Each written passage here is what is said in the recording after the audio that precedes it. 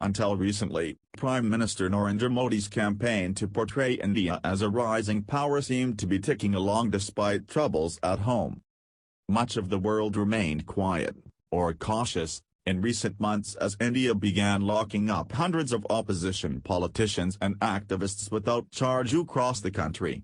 Business executives say they are too afraid to speak out about shortcomings in the government's economic strategy. The press complains of government intimidation. Still, there was President Trump last week, embracing Mr. Modi in New Delhi, where streets were dotted with posters declaring the world's oldest democracy meets the world's largest democracy.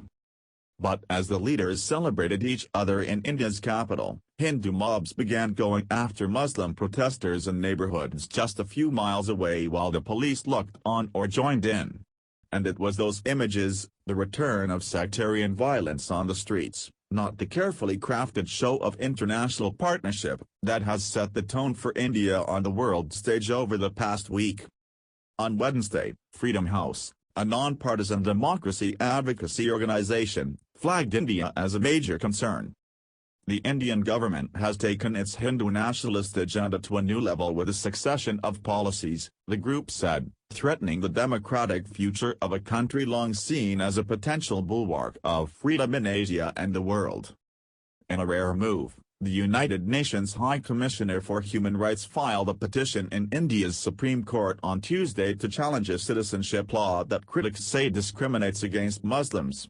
Some of India's closest partners have begun criticizing its treatment of Muslims and migrants, with condemnations coming in from Iran, the United States, Bangladesh and elsewhere.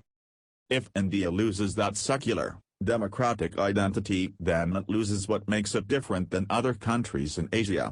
We are all watching the riots in Delhi and worry they are going down a dangerous road that makes it harder for us to be a strong advocate for India, said Representative Ami Bera, a California Democrat who is the longest-serving Indian American in Congress. Mr. Bera, who has long lobbied for closer U.S. relations with India, added, if they want to become a global power, well, that comes with certain responsibilities. Though there has been no sign yet that big doors are closing internationally, the violence in New Delhi has clearly opened a new chapter of international questioning of Mr. Modi's agenda, and, perhaps, of the investment climate in a country hoping to turn its weakening economy around. The current unrest threatens one of India's biggest appeals for investors or potential allies, that it is the world's largest secular democracy. In private conversations, diplomats are worried that the rhetoric coming from Mr. Modi's governing Bharatiya Janata Party is creating an environment that could lead to more violence. They point out that BJP members have been labeling protesters and opposition supporters as terrorists who were supported by Pakistan. One minister led crowds in chants of "shoot the traitors." One area where international officials believe that India may be particularly hurting itself is in its campaign to be granted a permanent seat at the United Nations Security Council along with other nuclear powers. Speaking on condition of anonymity, several diplomats, including some from countries that have publicly pushed for an Indian seat on the Security Council, say that their governments are now reluctant to push the issue after India's domestic unrest has laid bare the effects of Hindu nationalism there. During his first campaign for Prime Minister in 2014, Mr. Modi downplayed his Hindu agenda.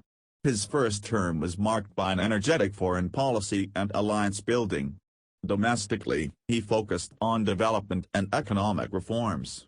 He promoted himself as a globalizer and unifier, friends with everyone, the Israelis and Palestinians, the Russians and the Americans. After winning a second term last year, Mr. Modi's government prioritized issues that appealed to its Hindu nationalist base, and the Prime Minister himself talked less about economic reform. In August, the government scrapped the statehood of India's only Muslim-majority state of Kashmir and locked up hundreds of its politicians and activists without charge. In December, the government approved a citizenship law that would expedite citizenship for every major religion in the region except Islam. Coupled with the citizenship test, observers worry the policies will disenfranchise India's 200 million Muslims, 14% of the population.